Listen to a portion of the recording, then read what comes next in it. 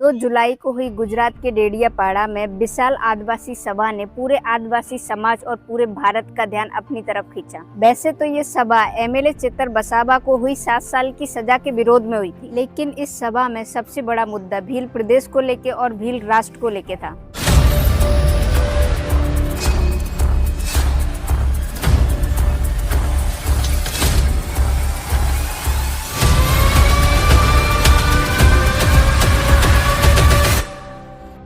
इस सभा में गुजरात, राजस्थान, मध्य प्रदेश और महाराष्ट्र के बहुत सारे आदिवासी और अलग अलग पार्टियों के आदिवासी नेता भी शामिल हुए।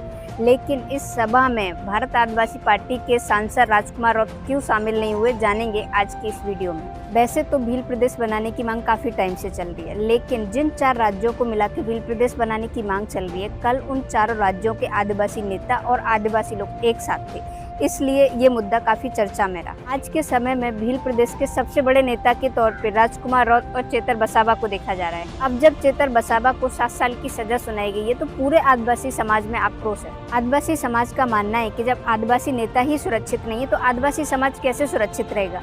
जिस गुनाह को लेकर चेतर बसाबा को 7 साल की सजा सुनाई गई है, उससे भी बड़े गुनाह किए हुए नेता बाहर घूम रहे हैं। अब आदिवासी समाज इन सारी चीजों को देखकर थक चुका है। उन्हें भी अपना अलग स्टेट यानी कि भील प्रदेश चाहिए, ताकि वो अपनी बुनियादी सुविधाओं को पूरा कर सके और अपनी विकास की गति को बढ़ा सके। इस सभा में चेतर बसाबा को सपोर्ट करने मध्य प्रदेश से जय संगठन के बहुत सारे लोग आए थे और उसके राष्ट्रीय अध्यक्ष लोकेश मुजाल्दा भी आए थे। एक दूसरे के पूरक बनने की जो कवायद है, जो सामाजिक एकता आज राजस्थान, गुजरात, महाराष्ट्र और मध्य प्रदेश के साथियों ने डेडियापाड़ा गुजरात में आकर दिखाई है, ये एकता कायम रहनी चाहिए।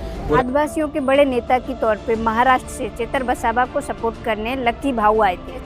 मैं झुक नहीं सकता, मैं शौर्य का अखंड बागू, मैं शौर्य का अखंड बागू।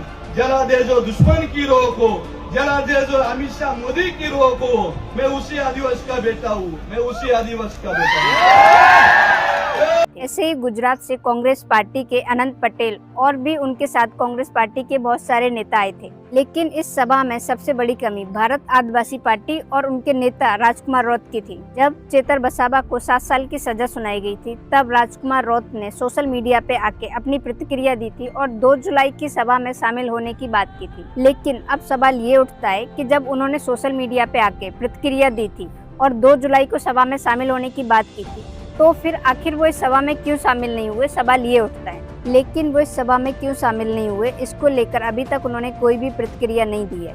लेकिन लोग अनुमान लगा रहे हैं कि बारिश ज्यादा होने की वजह से हो सकता है वो इस सभा में शामिल ना हो पाए हों। राजकुमार रौत आज के समय में भारत आदिवासी पार्टी को राजस्थान के पड़ोसी राज्यों में विस्तार करने में लगे हैं। आज के समय में भारत आदिवासी पार्टी की सीधी टक्कर बीजेपी, कांग्रेस और आम आदमी पार्टी से है। लेकिन जब 2 जुलाई को चेतर बसाबा की सपोर्ट के लिए सारे पार्टियों के नेता एक साथ थे, तो राजकुमार रौत का भी आना बनता था, क्योंकि आज के समय में आदिवासी समाज में चेतर बसाबा और राजकुमार से ज्यादा कोई भी लोकप्रिय नहीं है। एक समय था जब छोटू बसा ने भारत ट्राइबल पार्टी को बना के भील प्रदेश की आवाज को उठाया था, और आज इस आवाज को राजकुमार रौत और चेतर बसाबा आगे लेके जा रहे हैं।